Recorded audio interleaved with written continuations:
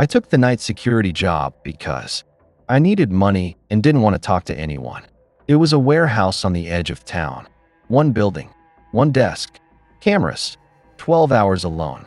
They told me it was boring, and for the first week, it really was. The only strange thing was a rule taped behind the desk. Do not enter Zone C after 1 a.m. No explanation, no signature, just that. Zone C was a hallway on the cameras, concrete walls, a steel door at the end. It wasn't used for storage anymore. No deliveries went through there. It was basically a dead part of the building. After a few nights, I stopped paying attention to it. On my ninth shift, at 1:07 a.m., the motion sensor went off. Just once. I checked the monitor. The hallway lights were on. That immediately bothered me, because Zone C didn't have night lighting. It was supposed to stay dark. I checked the logs. No door access.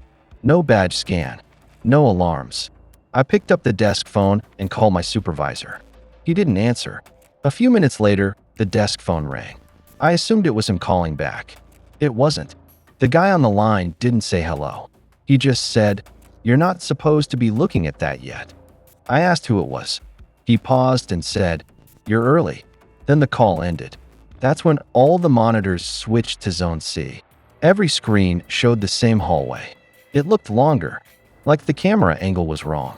The door at the end looked farther away than it should have. Something was standing near the end of the hall. It wasn't facing the camera. It was facing the door. It didn't move. I didn't zoom in. I don't know why, but something told me not to. The intercom clicked on by itself. A different voice came through. Older. Calm. "Don't go down there," it said. "That's not what it's for anymore." I asked what Zone C was for.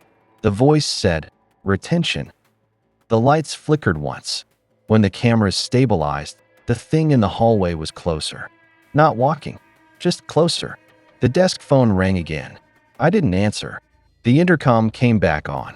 "They always think it's a test," the voice said. "That makes it easier." I asked who they were. There was a sound like papers being moved. "Night staff," it said. "People who stay when places empty out." I told them I was leaving. The voice actually laughed. "You can't," it said. "That's why it waits." The lights in Zone C shut off. The camera switched to night vision. The hallway was empty, except the door at the end was open. The intercom clicked again. "This is where you decide," the voice said. "If you go home, it follows. If you stay, it stays here." I asked what it was. The voice hesitated. "Something the building learned how to make," it said. "After enough people leave the same way." I heard a chair slide behind me. I didn't turn around. The cameras switched back to normal. Zone C was dark again. Door closed. Nothing there. The phone rang one last time. I answered. "Good," the voice said. "You're still there."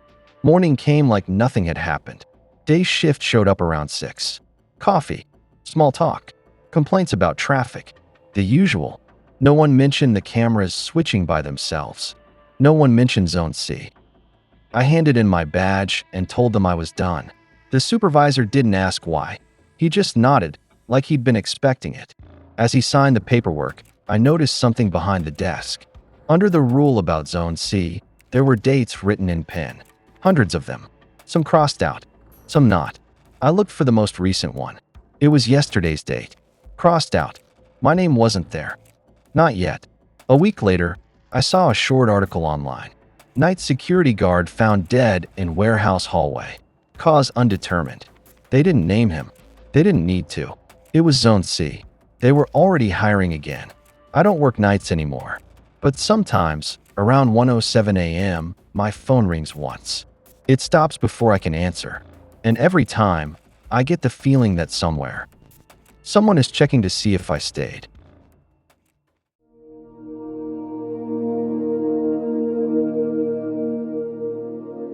I worked night shifts at a roadside motel off Route 17 for about 8 months. Nothing fancy. 12 rooms. One soda machine that jammed. No cameras in the back hallway because the owner said they gave people ideas. Most nights were dead quiet. Around 2 a.m., the phone rang. I waited before answering. That was just habit. Drunks usually hung up if you didn't pick up right away. This time, they didn't. When I answered, I heard breathing. Not loud, not creepy in a movie way, just someone holding the receiver too close. I asked how I could help. The breathing stopped. Then a man said my name. I didn't respond. I hadn't said my name when I picked up, and no one had checked in late that night. I waited for him to say more. Instead, he said, "You didn't hear me knock." I looked at the front door. Still locked. The parking lot was empty. I told him he had the wrong number. There was a pause, long enough that I thought the line went dead.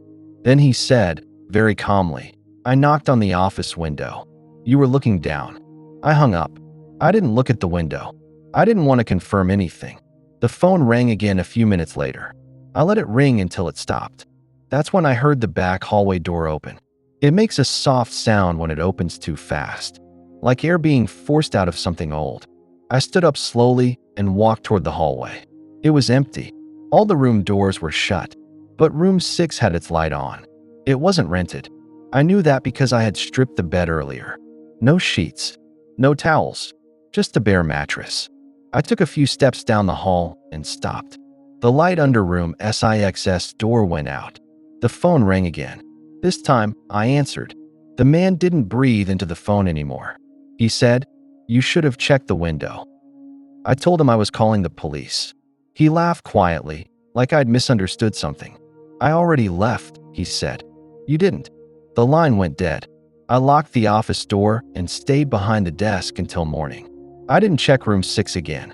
When the owner came in at 6:30, he found me still sitting there. I told him what happened. He didn't seem surprised. He walked to room 6 by himself. When he came back, he told me I could go home early. I asked if someone had been in the room. He said no. Then he hesitated. Then he said, "The window was open." I told him room 6 didn't have a window. He looked at me for a long time. Then he said, "That's what I meant." I quit the next day. The owner didn't try to stop me. He just nodded and said, "Most people don't last past the first call." That stuck with me. A week later, I went back during the day. I told myself I just wanted my last paycheck, but really I wanted answers. The owner finally talked. Room 6 used to be the office. Years ago, a night clerk worked alone like I did. Same hours, same desk, same phone. One night, someone knocked on the window while he was on a call. He turned his back to the glass. When he looked again, the reflection behind him wasn't his. He vanished before morning. The police assumed he ran. The motel kept operating. They turned the office into a room. They removed the window, but they never changed the phone number. The owner said sometimes the line loops. Sometimes the call comes from inside the building. Sometimes it comes from the person working the desk. "That's why we don't use caller ID," he said. "It just makes it worse." I asked him why the voice knew my name. He looked uncomfortable. "Because it hears you answer the phone every night," he said. "It learns." I asked him why it said I didn't leave. He didn't answer that. That night, I checked my phone records. There were 2 incoming calls at 2:17 a.m., both from my own number. I assumed it was a glitch. I dialed my number back without thinking. It rang. Not in my hand. In my apartment. From the bedroom. I stood there, staring at the closed door, listening to it ring. I didn't answer. It stopped on its own. The next morning, there was a voicemail. I hadn't missed a call. The message was time-stamped 2:17 a.m. It was my voice, breathing. Then it said, "You didn't hear the knock."